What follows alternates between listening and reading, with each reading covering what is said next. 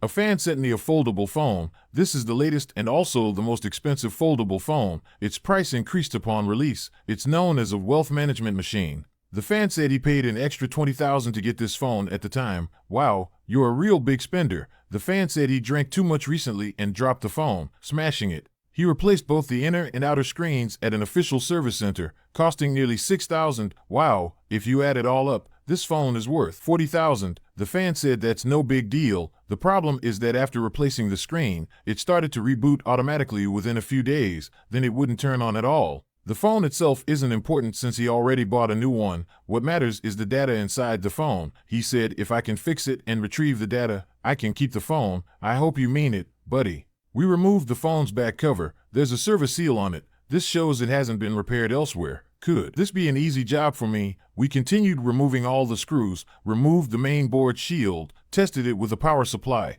pressed the power button, the current spiked. Then settled at 100 milliamperes without moving. This kind of current usually indicates the CPU isn't fully functioning. Some people quietly watch videos, but they'll sneakily like, comment, share, repost, and follow. People like that are just so sweet. We removed the clamp shield over the CPU, observed it under the microscope. The most damaged area is on the back of the main CPU. We looked closely. The CPU isn't cracked. Fortunately, this phone uses a dual-layer mainboard for the signal section. We removed all the deformed shields from the mainboard, removed the upper layer of the dual-layer mainboard. The hard drive is hidden underneath. If it's damaged or cracked, the data can't be recovered. But it seems okay. The hard drive is intact. We looked closer under the microscope. The CPU may not be working due to loose solder points caused by the drop, or it could be a power issue with the CPU. We'll start with the simple checks first. The power ICs nearby buck inductors supply power to the CPU. If they have loose solder due to impact, the phone won't turn on. We used tweezers to tap them with some force. Sure enough, a few were loose from impact. Could it really be an easy fix? We cleaned the solder pads for the loose inductors, replaced them with new ones. Okay, let's test it with the phone assembled. Could it really be a quick $40,000 profit? We reinstalled the mainboard in the casing, tested it again with a power supply, pressed the power button. The issue persists. Looks like making money from this wealthy fan isn't so simple. We removed the mainboard again for closer inspection. The most damaged area is on the back of the CPU. Could the problem really be under the CPU?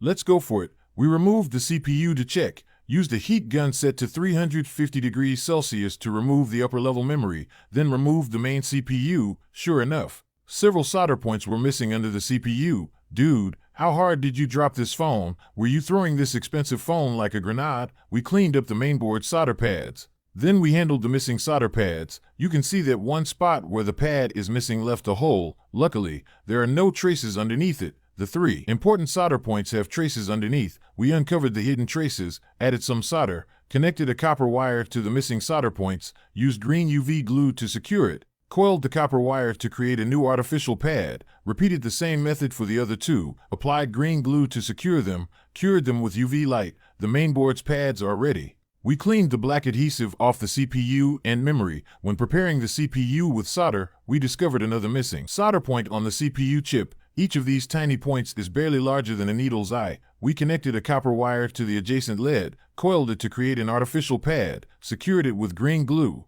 Okay, the CPU is ready. We applied solder to the CPU, applied solder to the memory, reinstalled the CPU and memory on the mainboard. Okay, the mainboard is ready. Installed it in the casing. Connected to a power supply for testing, pressed the power button. The current shows it's booting up.